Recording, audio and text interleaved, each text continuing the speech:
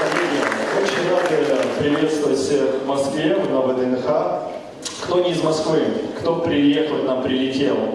Откуда? Казань, Тамбов, Астрахань, Сибирь. Сибирь откуда? Кемеровская область. Кемеровская. Из других стран есть кто? Сделаем перекличку. Говорите громко, города, страны. Украина. Откуда еще коллеги есть? Литва. Литва, Беларусь. Отлично. То есть у нас сегодня такой интернационал здоровый.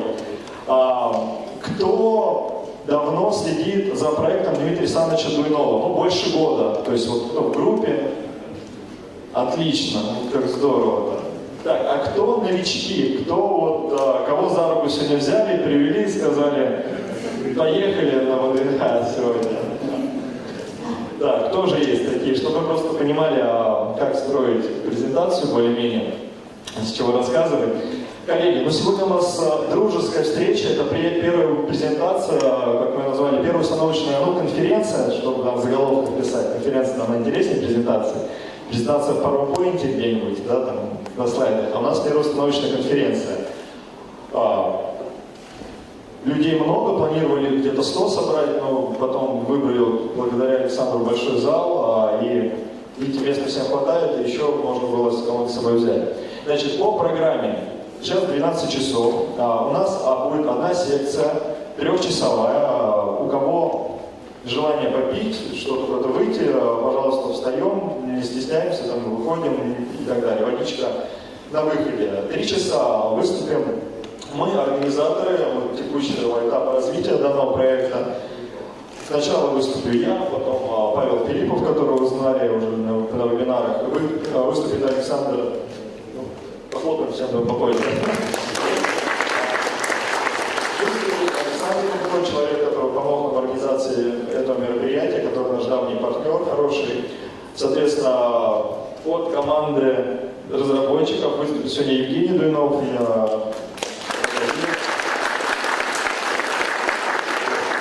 Дмитрий Александрович приехать не смог, но как бы, Дуйнов, им молодой тоже Дуйнов. Вот, соответственно, я тоже расскажу что-то. Я начну и буду заканчивать конференцию. После этого у нас небольшой кофе-брейк вот здесь, вот, то есть неформальное общение, общаемся, узнаем, что хотели. Идем, мы будем кататься на этом велосипеде. Единственное, как мы это сделаем, мы расскажем в конце. Вы, думаю, поймете нас, что да, все мы не сможем на нем прокатиться, физически, да, у нас не хватит времени. Так, ну что, все согласны с таким регламентом? Тогда давайте похлопаем, и начнем.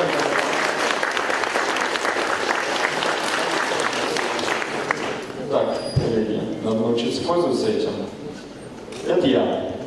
Значит, я начинаю конференцию, меня вот назвали таким словом руководитель департамента инвестирования, департамент отдел. В общем, я занимаюсь тем, что данной компании помогаю организовать финансирование или акционирование. Я бы хотел познакомиться, вернее, сделать так, чтобы вы поняли, кто мы, почему мы этим занимаемся и, то есть, какие у нас результаты вообще, какое мы место вот в этой истории занимаем.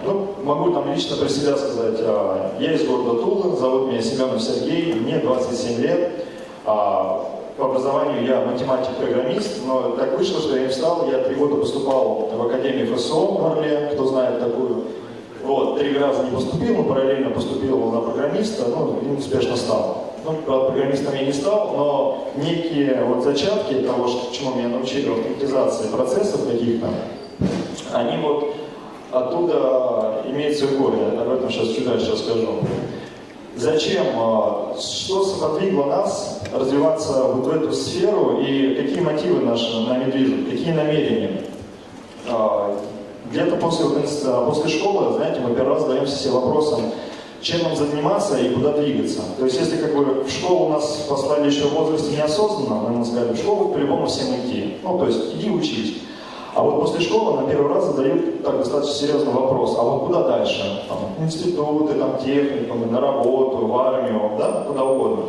И вот тут ты, как бы первый раз серьезно, уже более-менее спелым, так скажем, сознанием пытаешься понять, какой тебе путь выбрать. Вот. И я на эту тему первый раз задумался, думаю, вот что должна, ну должна быть жизнь, наверное, счастливая в целом, да, а что для этого нужно? Ну, нужно, там, чтобы ты, например, здоров был, да, то есть, ну, там, спортом заниматься, тут, как бы, понятно. Нужно, чтобы какое-то окружение у тебя было такое хорошее, интересное, там, ну, значит, заниматься любимым делом. Во всех вот этих пунктах, которые нужны для жизни, для счастья, да, есть красной нитью проходит сфера финансов, сфера денег. Есть такое выражение, что ну, как вот, если у тебя с финансами туго, то и во всех других сферах тебе как-то и не очень будет. У тебя нет возможности там, отдыхать, у тебя нет возможности там, заниматься любимым делом, у тебя нет возможности встречаться с друзьями. Ну, то есть, как бы деньги, они не очень, то есть не самое главное, но вот когда денег нет, все остальные сферы, как они где-то ужаты, то есть не можешь на полную раскрыться. И я думал, а в какой же, то есть, какой путь выбрать, как пойти, чтобы вот сфера денег, она у тебя была, ну, как бы легка, то есть, чтобы у тебя не было вот этой вот сложности, которая может ограничить, твое внутреннее вот это состояние хорошее во всех других сферах. И я начал смотреть вообще, а какие люди бывают, и вот кто знает Кийосаки, Роберт Кийосаки, по-моему, зовут, да, вот кто его читал? Ну, достаточно знаменитый человек, и вот из всего того, что я прочитал, и вот когда выбирал, была такая вот одна очень мысль, очень понятная, то, что всех людей можно разделить на 4 класса, примерно, да, вот кто знает эту градацию, 4 квадрата, так называется. Я вам скажу, то есть, кто не знает, он поделил всех людей по уровню достатка примерно на 4 типа людей. Первый – это наемный сотрудник, то есть у каждого из типа есть свои плюсы и свои минусы, ну, то есть как шкалы.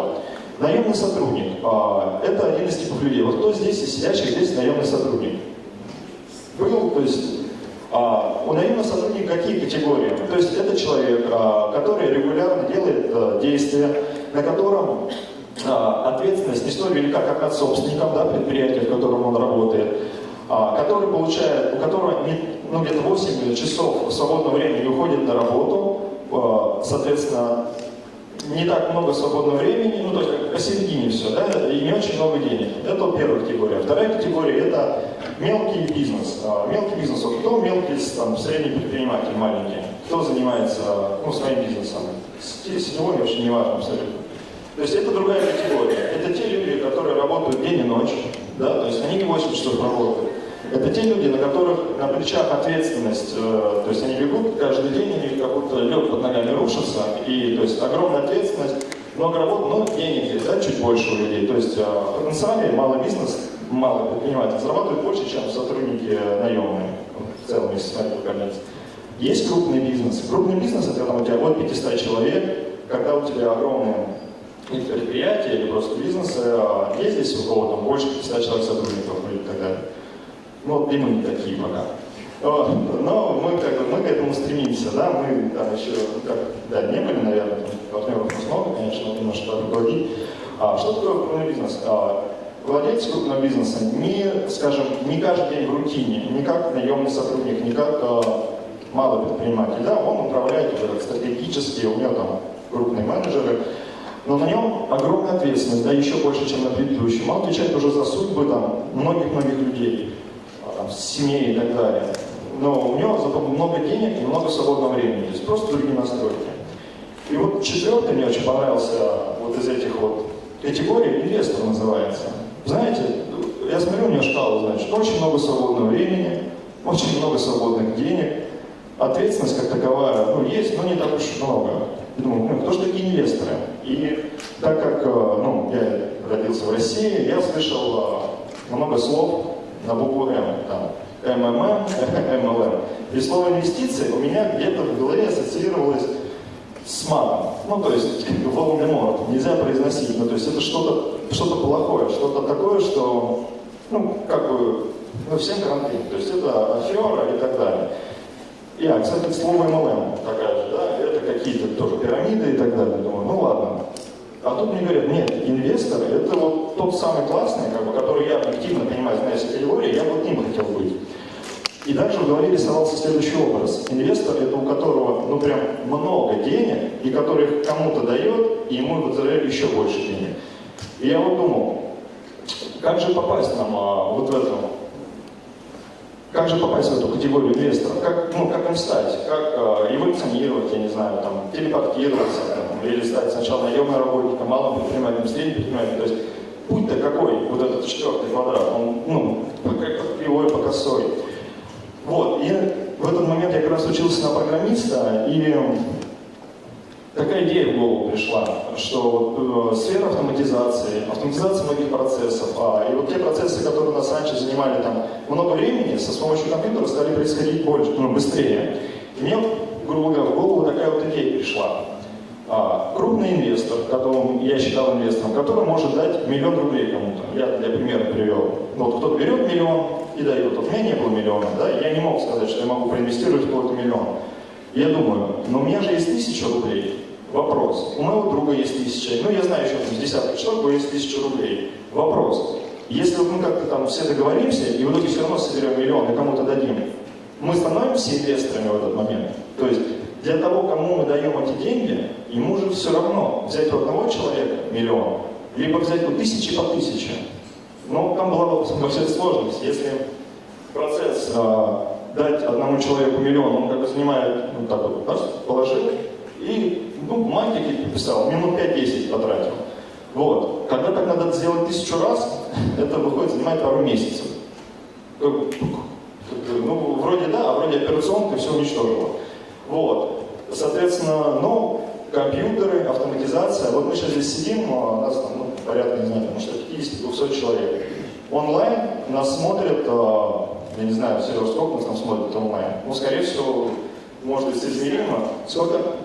50 человек вот смотрят еще онлайн, да? Вот эти люди, то есть сейчас вот идет общение не с одним человеком, да, вот, благодаря там, ну, живой аудитории, опять же, это стоило, я не знаю, достаточно, ну, каких-то денег, там, несколько, может быть, там, сейчас я спрошу, конечно, сошло, 1200, наверное, да, организация стоила всего, 350, вот, то есть, чтобы пообщаться с вами, вот столько вот средств было затрачено, да, но чтобы пообщаться еще с 50 людьми, я просто нажал эту кнопку, то есть, операционно это, ну, на порядке порядка, дешевле, проще и быстрее.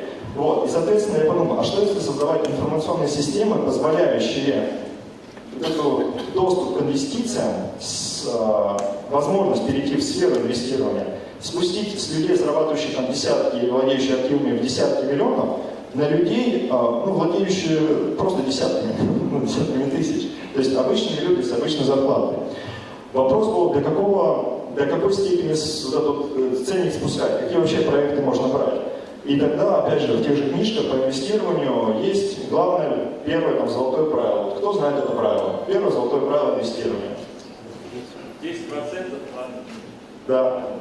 Есть вот, если у любого консультанта, любого самого там, успешного из успешных инвесторов спросите, скажи мне одно правило инвестирования, самое главное, одно правило, которое выводит тебя вообще в сферу, так скажем, финансово достаточно более безопасную для твоей жизни, для твоей там, старости, внуков и так далее.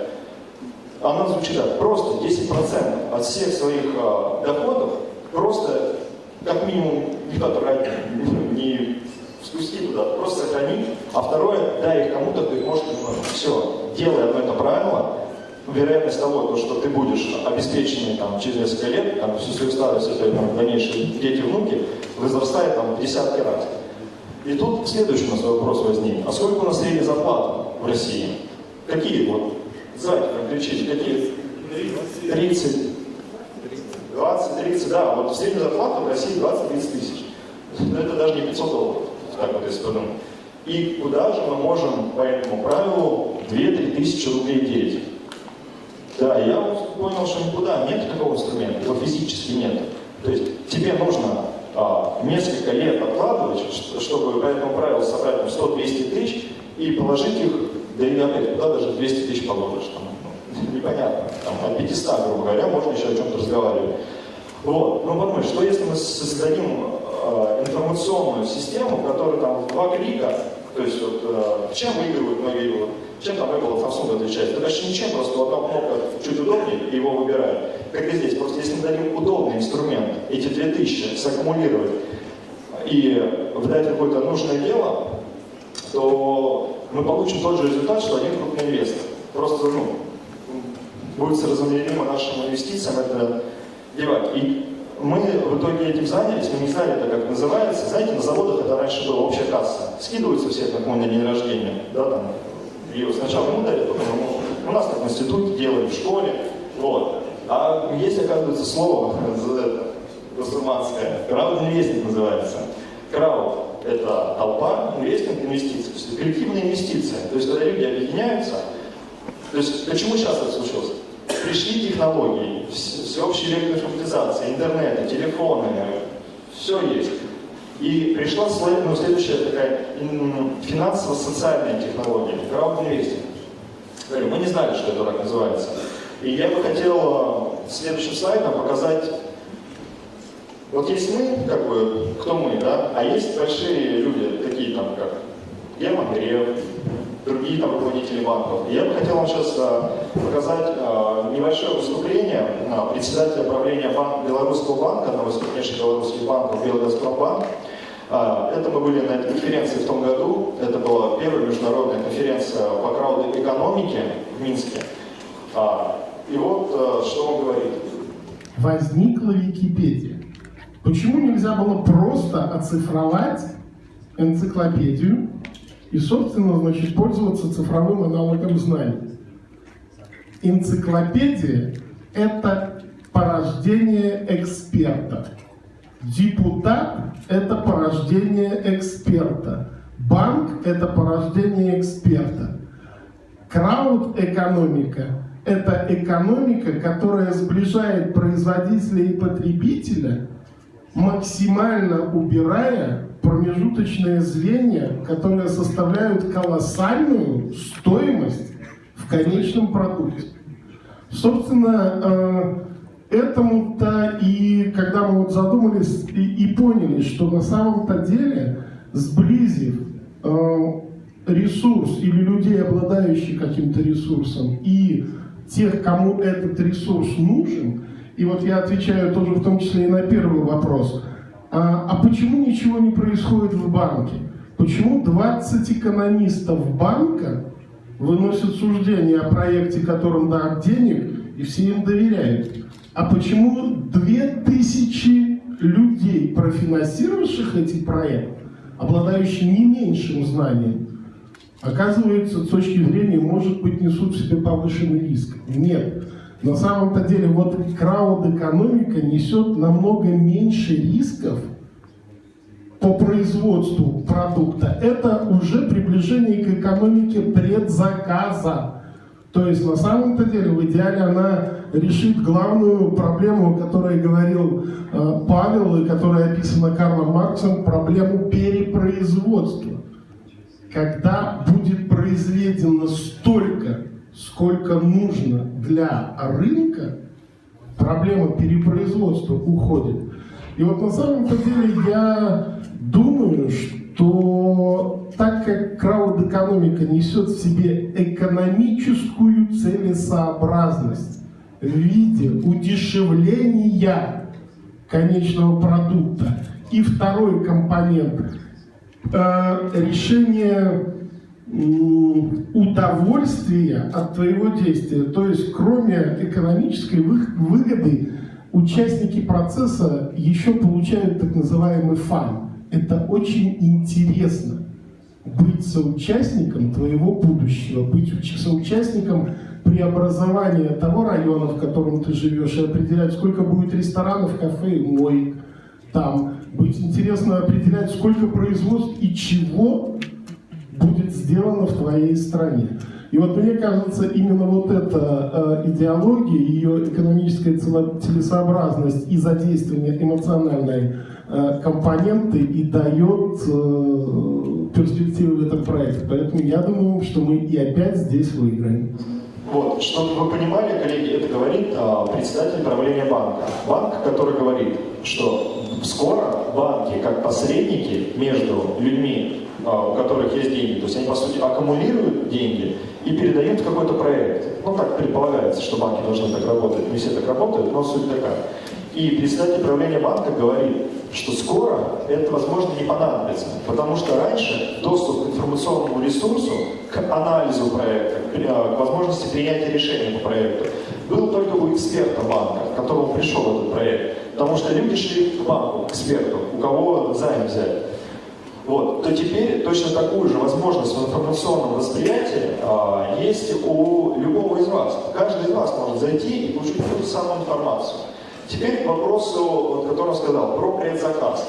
Вот вы видите мотор-колесо, вы видите платформу, на которой оно демонстрируется. Вот вопрос, кто хотел бы себе 20-киловаттную, там, движущую велосипед, я не знаю. Кто бы хотел, чтобы он у него ездил, там, не знаю, может быть, на газонокосилке стоял, на вертолете. Да, где угодно. То есть, понимаете, как бы, чтобы у вас не было тоже таких, опять, недопониманий, мы демонстрируем на велосипеде мотор-колесо, двигатель, просто двигатель, вот двигателем мы занимаемся, важно это очень понять. Его можно поставить, хоть в лифт, хоть на велосипед, хоть на вертолет. Ну, говорю, это не важно, просто для того, чтобы вам было понятнее. Вопрос, значит, все сидящие в зале хотят это мотор-колесо. Здорово. Так, есть, у меня следующий вопрос. Будут ли его покупать? Если вот все мы хотим здесь сидящие его купить, вопрос, если мы организуем производство мотор-колес, купит ли его кто-нибудь? Ибо мы живем в России, где снега по уши, да, зимой. Кто был в Азии? Кто был в Азии, в Европе, в теплых? Ну, сколько там велосипедов электрических? Ну, их там больше, чем воробьев. Ну, и они везде, они там брошенные, ну, бесконечные. Просто, ну, многие не понимают даже, что потенциал, допустим, просто мотор колеса, я не говорю в целом про технологию. Вот, поэтому это вот сфера, которая нова, очень интересна, она на стыке технологий происходит. Следующее видео, человек, которого вы знаете, точно все, оно тоже буквально там 1,5 минуты. Если традиционные банки не будут готовить революцию, то тогда революция накроет волной эти традиционные банки. Это неизбежная история. Причем, на мой взгляд, принципиальным будет ближайшие 5-8 лет. И здесь спать спокойно нельзя. Потому что есть новые платформы P2P кредитования. Они еще маленькие. Они совсем еще неявно проявляются. И я вот сейчас был в Мюнхене, я всем уважаемым господам банкирам сказал, вы гордитесь своими большими пассивами и активами, просто в один прекрасный момент вы рискуете проснуться, и окажется, что ваши пассивы – это совсем не ваши пассивы, потому что когда технологии риск-менеджмента позволят с контролируемым риском передавать P2P финансовые ресурсы, это будет колоссальный челлендж, колоссальный вызов для банка. Соответственно, это Герман Греф, да, президент, председатель правления Сбербанка. Перейду, что он сказал. Что такое P2P кредитование? People to people. Люди людям. Что такое технология риск-менеджера? Это как дать деньги тому, кто их не растащит. Кто взял деньги и вернет столько, сколько обещал. То есть он сказал, что скоро активом будут не деньги, лежащие на счетах, а внимание, вот человеческое внимание к проекту. То есть это вот современный мир, ну, в какой-то степени вводит новую валюту. Это сколько человека глаз на тебя смотрят, да, то есть 100 человек в течение часа, 100 человек глаз в час, ну, образно говоря. То есть сколько внимания привлечено к тому проекту, чем занимаешься, смог ли ты это внимание организовать. Для того, чтобы это работало, делаются вот эти, как я сказал, P2P площадки, и они пока очень маленькие, то есть платформы для объединения проектов, в которые нужны инвестиции, и людей, кто готов им небольшие деньги какие-то проинвестировать. Соответственно, Герман Греф сказал про... в общем, мы начали работу в этом направлении, я просто здесь вставил несколько слайдов с предыдущих наших проектов, и я где только не выступал. Вот, Димик ездил в Красноярск, Роман приехал, в Сокорум, Женя там выступали, или в Сокоре, ну, в общем, различные клубы, презентации, какие-то, в общем, меня настолько не было. Вот, это началось в 2014 году. Какие результаты мы имеем? Вот, что нам позволяет... Мы сначала экспериментировали, мы не понимали, можно ли собирать крупные суммы, маленькие суммы. Но тогда я понял следующую вещь, что когда ты маленькую сумму инвестируешь, тебе неинтересно инвестировать с доходностью там, 5% годовых, 10% годовых. Ну что тебе, ты дал 10 тысяч, через год ты получил 11 тысяч, ну, то есть 1000 рублей. Это неинтересно. А есть, ну, если куда инвестировать, допустим, с большим риском, то есть надо всегда понимать, что чем больше доходность ты ожидаешь, тем и больше риск. Не бывает по-другому. То есть если кто-то вам обещает там, выше доходности по году и говорит, но риски меньше, но это ложь, это невозможно. То есть рынок, ну, мир так устроен, что больше доходность, больше риски.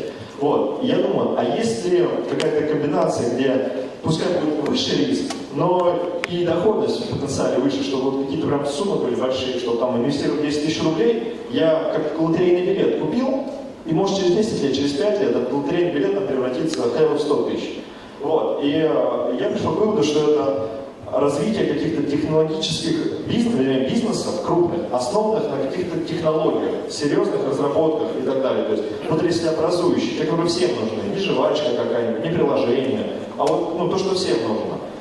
Первым проектом был Skyway, это транспорт. Мы тогда занялись с Антоном Петровичем Ильицким этим процессом. Сейчас это самый крупный краудинвестинговый проект в мире. То есть в нем участвуют более 200 стран, больше 300 тысяч инвесторов. Я тут написал сумму $50 миллионов, я на самом деле ее уже не знаю, потому что 2 года не занимаюсь этим проектом. Но есть основания полагать, судя по тому, что все идет по плану и все построено на текущий момент практически. Кстати, вот к вопросу, что такое $50 миллионов. Кто знает, какова прибыль Сбербанка в год? Более 300 миллиардов. Да, она там 0,3 триллиона долларов. Прибыль Сбербанка в год. Поэтому Герман Греф сказал, что эти площадки пока маленькие. То есть они настолько маленькие пока. То есть безумно маленькие по сравнению просто с годовой даже прибылью Сбербанка. Поэтому да, он... Но мы находимся в России, как бы это постепенно развивается. Соответственно, первый проект был Skyway, после этого мы поняли, что много разработчиков, много талантливых инженеров. В общем, в России после, вот, на постсоветском пространстве огромная, вот, как бы Советский Союз это был как огромная кузница суперкадров, элементов системы. Но потом как бы система сама ее не стала, а элементы остались. Но эти элементы как бы остались в воздухе подвешенными. То есть разработчик, он же не должен заниматься продажами, он не должен заниматься маркетингом. А система, которая должна была обеспечить ему сбыт, ее не стало. Получается, бриллианты остались, идет время, их становится все меньше и меньше, то есть технологии уходят вместе с разработчиками. И до серийного производства, и до продукта, до того, чтобы мы это пользовались, это просто не доходит. И поэтому было принято решение продолжить вот искать таких людей, продолжить искать такие проекты, и было перебрано очень много. Была создана платформа, которая называется Cymox, она сейчас самая крупная в СНГ платформа по привлечению крауд-инвестиций. Мы там профинансировали 30 небольших проектов, 30 обычных маленьких бизнесов. Там порядка 60 миллионов рублей мы собрали за полгода там, первой активной работы. И сейчас вот, мы поняли, что надо все-таки заниматься не много маленькими проектами, а вот одним большим, но долго и серьезно. То есть финансировать именно технологии разработки. Так, у меня все это пока не надо. Вот таким образом мы пришли вот к этому проекту. Вот таким образом мы попытались предложить решение, вот то, о чем я говорил сначала. Как попытаться, вот, ну, я могу сказать для себя, вот я обычный абсолютно человек, и мне, чтобы попасть вот в сферу инвестиций, в сферу того, что я хотел, ну, безбедной жизни, грубо говоря, там, я уже не говорю, вот, я еще про пенсию не думаю, но вот там, когда нас интервью берут, нам говорят, типа, какие они проблемы решат. И я так смотрю, думаю, ну подождите, там, по возрасту смотря человека, а там до пенсии осталось 10 лет. Он говорит, знаете, какая у вас будет пенсия? Ну какая пенсия у нас в России? Ну никакой ее нет пенсии, да, даже, ну смешно даже, ну это пенсию, что вот я сейчас живу, там мне 27 лет, что скорее бы до пенсии, тут я заживу. Ну не так, не будет так, будет 100 раз хуже, чем сейчас, ну вот про деньгам. Вот. А какая альтернатива? Альтернативы нет. Я говорю, подождите, как нет? Вот, пожалуйста. То есть то, что ты, грубо говоря, на пенсию там какие-то отчисления, 2000 в месяц вот сюда перечисляй, и у тебя есть шанс, что твоя пенсия будет совсем другой. Об этом вот Паша чуть попозже на сегодня сейчас расскажет. То есть таким способом мы попытались перевести, вернее, сделать инвестиции доступные для нас, а мы понимали, что как бы только кучкуясь, только собираясь, да, только агрегируя внимание, мы можем стать таким вот большим, нечто большим, который может что-то большое сделать. Поэтому я очень рад, что вы приехали, что вы в этом участвуете. Спасибо что выслушали, и следующий Филиппов, да. Если понравилось, можете как бы хлопать.